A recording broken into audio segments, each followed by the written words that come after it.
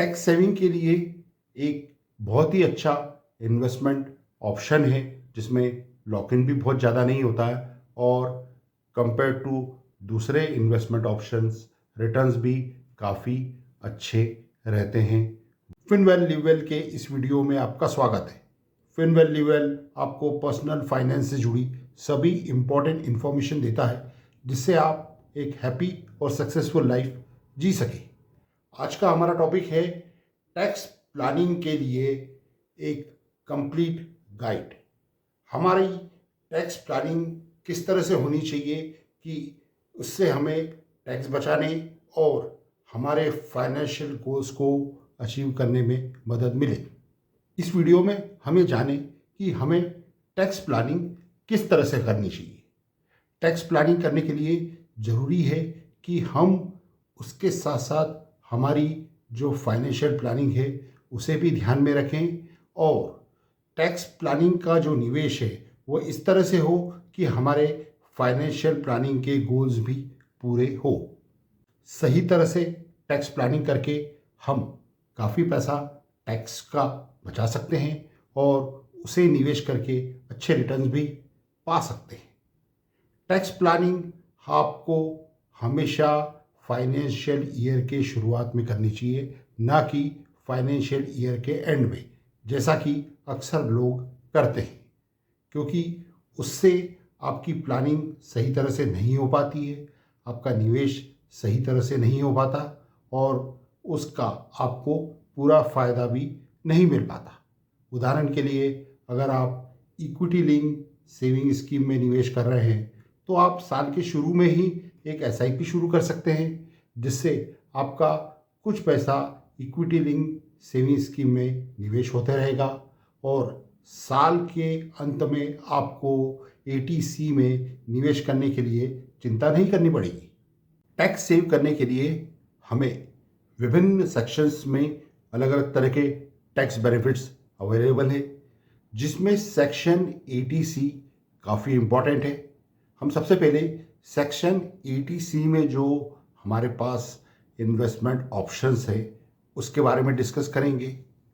सबसे पहले ये होता है कि ईयर एंड में लोग जब भी उन्हें लगता है कि इतनी टैक्स लायबिलिटी है तो बोले क्या करें, तो बोले सेक्शन 80C में हम कोई इंश्योरेंस पॉलिसी ले लेते हैं, जो कि एक तरह से गलत फैसला होता है, क्योंकि इंश्योरेंस आपको आपकी रिक्वायरमेंट के हिसाब से लेना चाहिए, न कि टैक्स प्लानिंग के हिसाब से।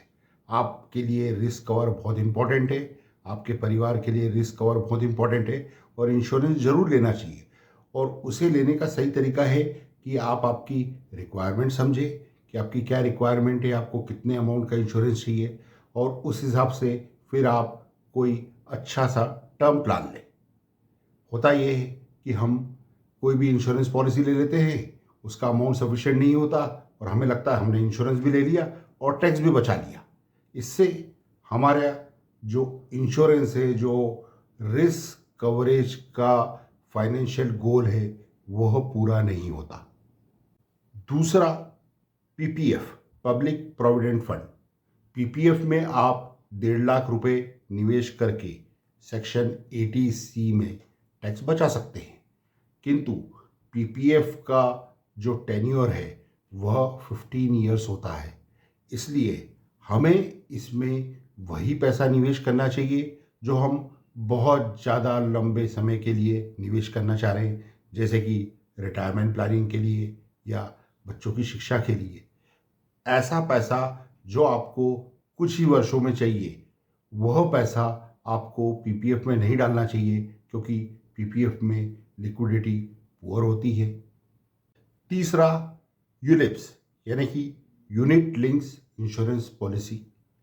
यूलिप्स का भी टेन्योर काफ़ी लंबा होता है और यूलिप्स में आप 5 साल के पहले पैसा नहीं निकाल सकते और यूलिप्स में पहले 10 वर्षों में चार्जेस बहुत ज़्यादा लगते हैं।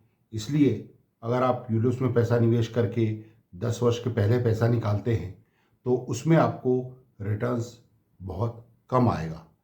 इसलिए यूलिप्स में वही निवेश फ़ायदेमंद होता है जो निवेश 15 वर्ष या उससे ज़्यादा के समय के लिए हो। जैसे कि रिटायरमेंट प्लानिंग के लिए। तो यूलिप्स में पैसा निवेश करते समय लिक्विडिटी का ध्यान में रखें, और अगर आपका टेन्योर बहुत ज़्यादा लंबा नहीं है तो यूलिप्स में पैसा निवेश ना करें। टैक्स सेविंग के लिए एक बहुत ही अच्छा इन्वेस्टमेंट ऑप्शन है जिसमें लॉक इन भी बहुत ज़्यादा नहीं होता है, और कंपेयर टू दूसरे इन्वेस्टमेंट ऑप्शंस रिटर्न्स भी काफ़ी अच्छे रहते हैं। वह है ELSS, यानी कि इक्विटी लिंक सेविंग स्कीम।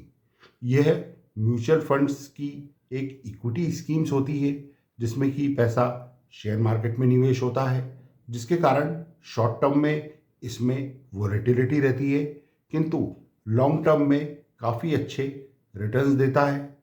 इस पर आपको लॉन्ग टर्म कैपिटल गेन का टैक्स बेनिफिट भी अवेलेबल है।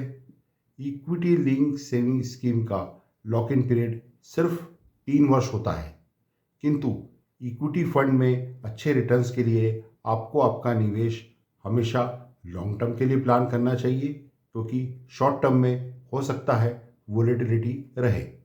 चौथा, NPS यानी कि नेशनल पेंशन स्कीम। NPS एक पेंशन स्कीम है और इसमें आप 60 वर्ष के पहले पैसा नहीं निकाल सकते। इसलिए NPS में हमारे पास जो 2 इन्वेस्टमेंट ऑप्शन है, पहला 1.5 लाख रुपए तक अंडर सेक्शन 80 CCD1, और दूसरा 50,000 एडिशनल अंडर सेक्शन 80 CCD1B। आप पैसा वही निवेश करें जो आपकी रिटायरमेंट प्लानिंग के हिसाब से लंबे समय के लिए आप निवेश करना चाह रहे हैं, क्योंकि एक बार आपने NPS में जो निवेश किया तो आप 60 वर्ष के पहले पैसा नहीं निकाल सकते, और 60 वर्ष के बाद भी आपको सिर्फ 60% पैसा निकालने की अनुमति है। 40% की कंपलसरी एन्युटी करनी पड़ती है। पांचवा, बैंक FD।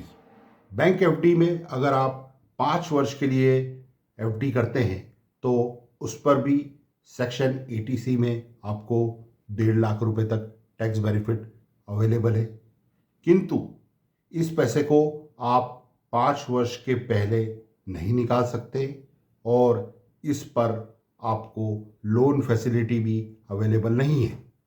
सेक्शन 80C में पोस्ट ऑफिस में भी निवेश के लिए कई अच्छी स्कीम्स है, जैसे कि NSC में आपको रेट ऑफ इंटरेस्ट बैंक से बेटर मिलता है।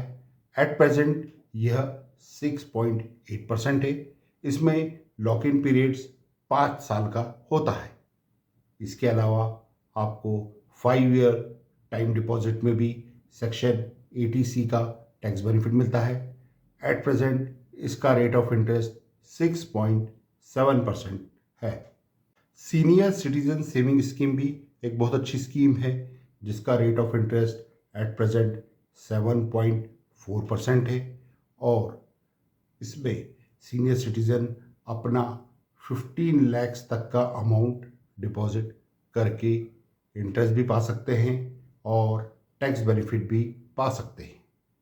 गर्ल चाइल्ड के लिए सुकन्या समृद्धि अकाउंट स्कीम एक अच्छी स्कीम है, जो कि लंबे समय में आपको एक अच्छा रिटर्न देती है। एट प्रेजेंट इसका ब्याज 7.6% है, और इसमें निवेश करके आपको अंडर सेक्शन 80C 1.5 लाख रुपए तक टैक्स बेनिफिट भी अवेलेबल है। सेक्शन 80C के अलावा सेक्शन 80D में आप आपके परिवार के लिए जो प्रीमियम पे करते हैं और आपके पेरेंट्स के लिए जो प्रीमियम पे करते हैं, उनके लिए आप 50,000 रुपये तक टैक्स बेनिफिट क्लेम कर सकते हैं। सीनियर सिटीजन के लिए यह लिमिट 1 लाख रुपए तक होती है। अगर आपने एजुकेशन लोन लिया हुआ है तो सेक्शन 80E में आपको 8 वर्ष तक आप जो भी ब्याज पे करेंगे उसके ऊपर फुल अमाउंट का टैक्स बेनिफिट मिलता है। सेक्शन 80G में आप जो भी डोनेशन अप्रूव्ड फंड्स और चैरिटेबल इंस्टीट्यूट को देते हैं उसका 50% से लेके 100% तक आपको टैक्स बेनिफिट मिलता है।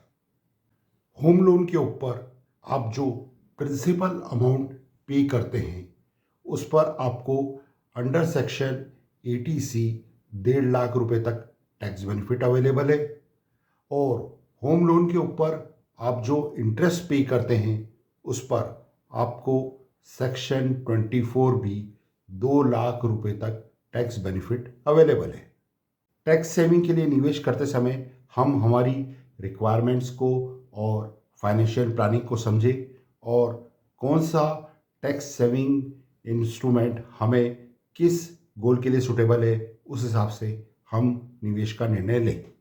ये वीडियो आपको अच्छा और इन्फॉर्मेटिव लगे तो प्लीज़ इसे लाइक और शेयर जरूर कीजिए। अधिक जानकारी के लिए आप finvaluewell.com पर विजिट करें। धन्यवाद।